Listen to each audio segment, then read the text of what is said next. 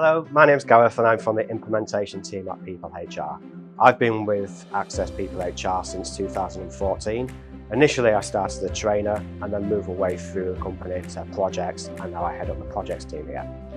In today's video, we're just going to discuss, now that your sales journey has completed, what the key steps and requirements are to get you and your company onboarded onto People HR as efficiently as possible. So now that you've completed your sales journey and you come through to my team, what happens next? So what will happen is we will assign you a point of contact who will be your primary person to go to throughout the implementation stages. We will set up a welcome call so that we can introduce ourselves and start building our rapport with you. And during this call, we'll discuss the main steps for your implementation, getting your system created, what happens with the data migration, discussing any training that you may have purchased or what access you will have, and then also discuss launching the system to your employees down the line. In this call, we'll also discuss the average timeframes as well for this. So we've got your site created. What's the next stage? Well, the next stage is the data migration. How do we get your data into the system? So this is the key part of the implementation really.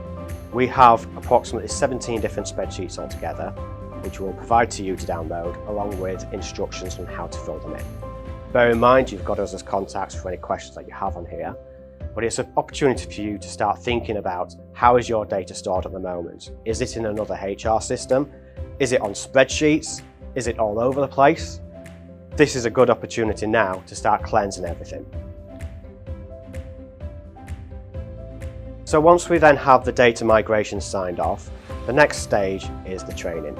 So if you have purchased training, we will have booked this in following our implementation call with you, and the next stage will be for the trainer to introduce themselves, get the team's invites sent through to you, and just make sure you've got everything ready for that session.